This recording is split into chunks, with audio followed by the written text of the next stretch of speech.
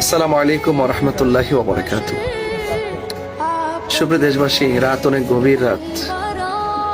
আমরা এই মুহূর্তে আছি হযরতে বাবা শাহপরান রহমাতুল্লাহ আলাইহির মাজারে।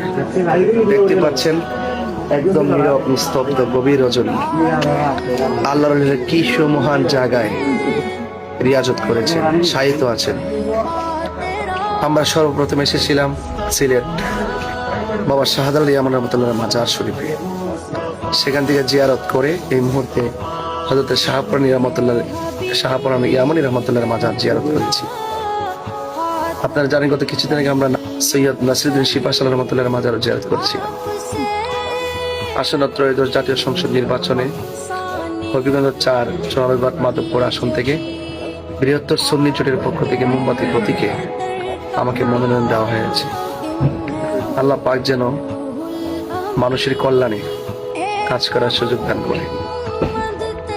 দেশবাসী আমার জন্য দোয়া করবেন। আল্লাহ পাক যেন সার্বভৌমত্ব সুরক্ষায় সকল মানুষকে নিয়ে যেন দল মত ধর্ম বর্ণ নির্বিশেষে সম্প্রীতির মাধ্যমে নিজেকে মানুষের কল্যাণে উজাড় করে দিতে পারি।